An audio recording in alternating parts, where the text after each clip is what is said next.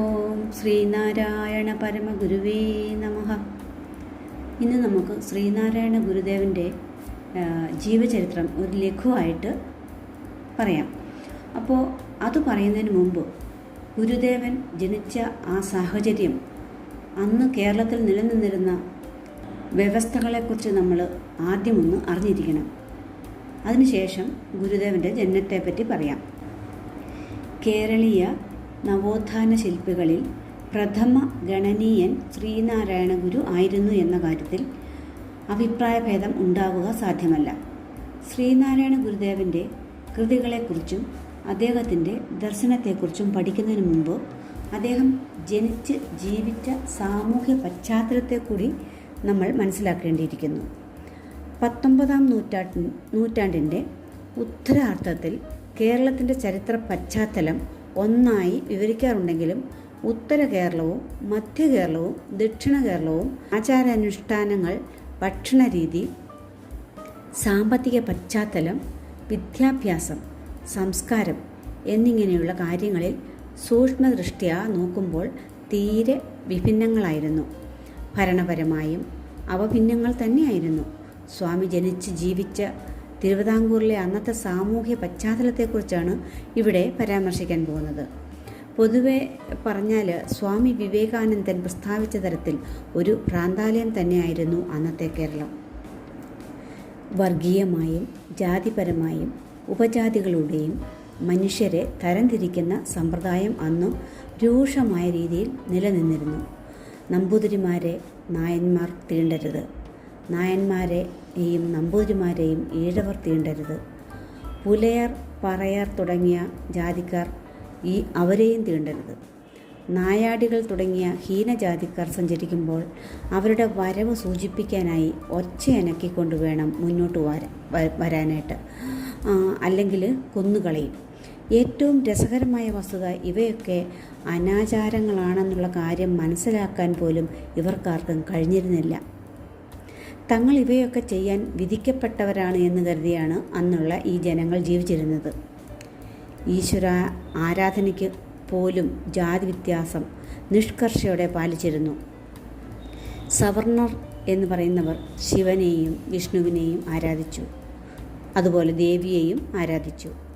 ഈ അവർണർ എന്ന് പറയുന്നവർ മാടൻ, മറുത, ചാത്തൻ ഇങ്ങനെയുള്ള ദേവതകളെയാണ് ആരാധിച്ചിരുന്നത്.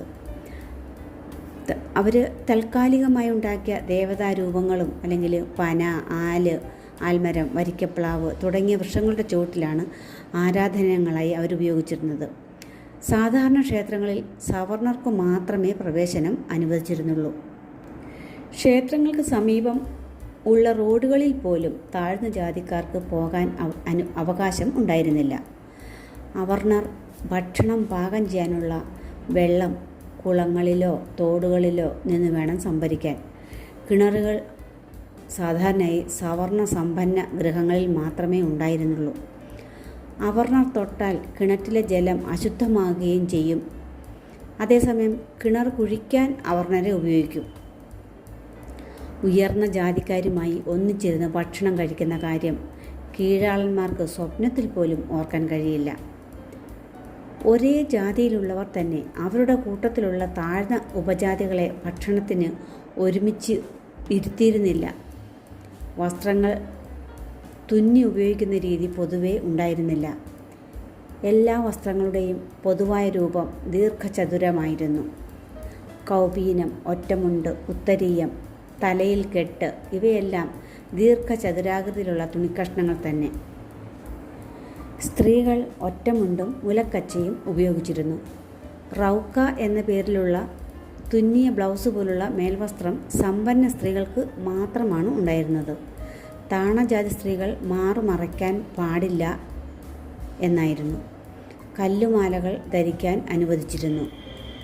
സവർണരിൽ ഓരോ ജാതിക്കാർക്കും ക്ഷുരകനും അലക്കുകാരനും പ്രത്യേകമുണ്ട്. സമ്പന്നന്മാരായ മേലാളന്മാർ കൊട്ടാരം, കോവിലകം, മന, മഠം എന്നിങ്ങനെയുള്ള പാർപ്പിടങ്ങളിലാണ് താമസിച്ചിരുന്നത്. പുര, ചെറ്റക്കുടിൽ, കുടില്, കുടി, ചാള, ചെറ്റ, മാടം എന്നിങ്ങനെ പേരുള്ളവയായിരുന്നു താണജാതിക്കാരുടെ പാർപ്പിടങ്ങൾ. താൽക്കാലികവും എളുപ്പം പൊളിച്ചു മാറ്റാൻ കഴിയുന്ന തരത്തിലുള്ളവയായിരുന്നു അവ. വാസ്തുവിദ്യാശാസ്ത്രപ്രകാരം സ്ഥിര സ്വഭാവമുള്ള പാർപ്പിടങ്ങൾ അവർക്ക് നിർമ്മിക്കുവാൻ അനുവാദമുണ്ടായിരുന്നില്ല എന്നതാണ് സത്യം. അന്നത്തെ സംസാര രീതി, അതായത് സംഭാഷണ ശൈലി തന്നെ ജാതി വ്യത്യാസം വെളിപ്പെടുത്തുന്ന തരത്തിലായിരുന്നു. സവർണർ ഞാൻ എന്നതിന് നോം എന്ന പദമാണ് ഉപയോഗിച്ചിരുന്നത്. കീഴാളർ അടിയൻ, ഏൻ എന്നിങ്ങനെയുള്ള പദങ്ങളാണ് ഉപയോഗിച്ചിരുന്നത്. ഇങ്ങനെ ആചാരഭാഷയിൽ ധാരാളം പദങ്ങൾ ജാതി നിലവാരം സൂചിപ്പിക്കുന്നവയായിരുന്നു. താഴ്ന്ന ജാതിക്കാർ ഉയർന്ന ജാതിക്കാരെ തൊട്ടുകൂടാ എന്ന് മാത്രമല്ല, അവരിൽ നിന്ന് തീണ്ടാപ്പാട് അകലെ മാത്രമേ നിൽക്കാവൂ എന്നുമുണ്ട്. ഈ തീണ്ടാപ്പാട് എന്താണ്? 1 കോൽ, 15 കോൽ എന്നിങ്ങനെ തീണ്ടാപ്പാട് താണജാതികൾക്ക് അവരുടെ നിലവാരമനുസരിച്ച് പ്രത്യേകമായി നിശ്ചയിച്ചിരുന്നു. ഈ അകലത്തിനുള്ളിൽ ഹീനജാതിക്കാർ വന്നാൽ സവർണർ പ്രായശ്ചിത്ത കർമ്മം ചെയ്യണം. അവർണന് കടുത്ത ശിക്ഷയും ലഭിക്കും. അതിനാൽ സാധാരണക്കാർക്ക് രാജവീഥികളിലൂടെ സഞ്ചരിക്കുക സാധ്യമല്ലായിരുന്നു. വിദ്യാഭ്യാസ കാര്യമാണെങ്കിലോ പൊതുവെ വിദ്യാഭ്യാസത്തിനുള്ള സൗകര്യം ലഭിച്ചിരുന്നില്ല. വൈദ്യം, ജ്യോതിഷം, സംസ്കൃതം എന്നിങ്ങനെയുള്ള പാരമ്പര്യ പഠനം നിഷേധിക്കപ്പെട്ടിരുന്നില്ല.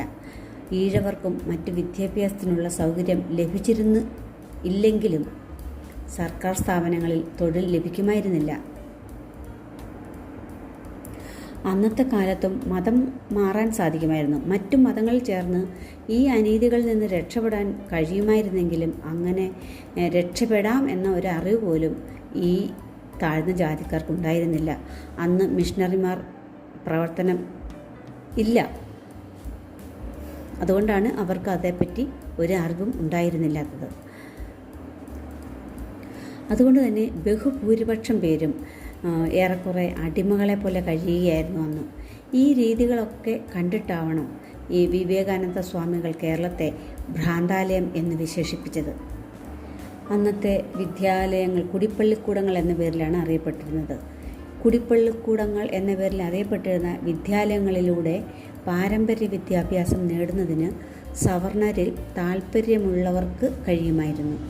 സംസ്കൃതം, മലയാളം, ജ്യോതിഷം, വൈദ്യം, കണക്ക് എന്നിങ്ങനെ അന്ന് ആവശ്യമായിരുന്ന എല്ലാ കാര്യങ്ങളും ഇത്തരം സ്കൂളുകളിലൂടെ പഠിപ്പിച്ചിരുന്നു. തിരുവിതാംകൂർ സർക്കാർ ഉടമയിൽ അങ്ങുമിങ്ങും ചില സ്കൂളുകൾ ആരംഭിച്ചിരുന്നെങ്കിലും സവർണർക്ക് മാത്രമാണ് അവിടെ പ്രവേശനം ഉണ്ടായിരുന്നത്. കുടിപ്പള്ളിക്കൂടങ്ങളെല്ലാം തന്നെ ഏകാധ്യാപക വിദ്യാലയങ്ങളായിരുന്നു.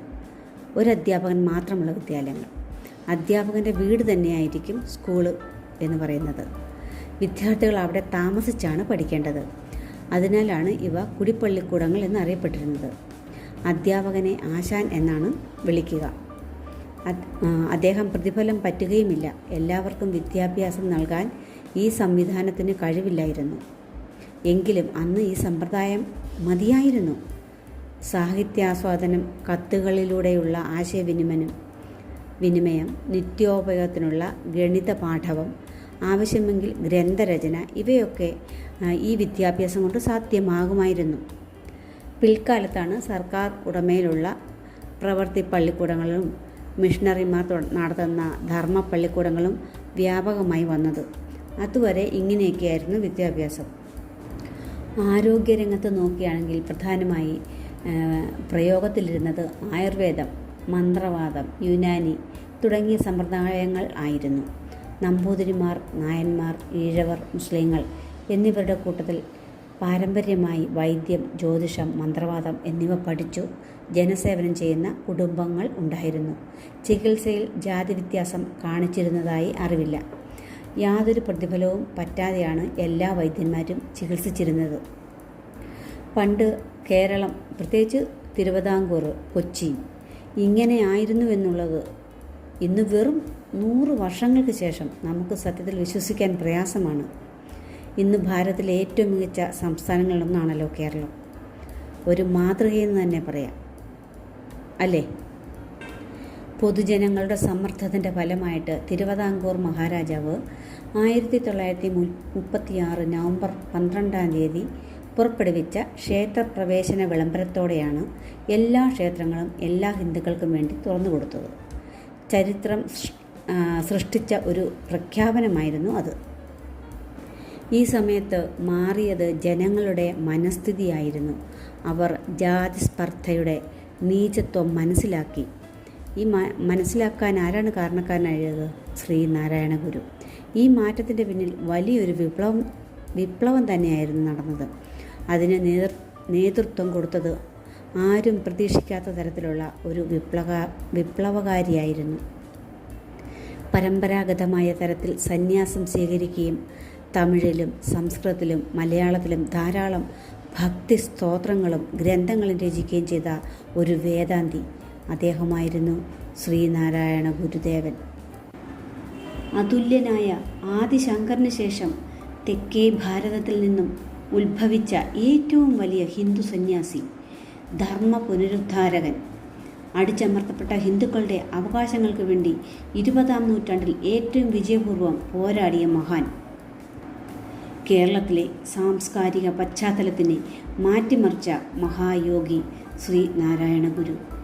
ഈ യുഗപുരുഷൻ്റെ ജനനത്തെപ്പറ്റി നമുക്ക് അടുത്ത വീഡിയോയിലൂടെ അറിയാം.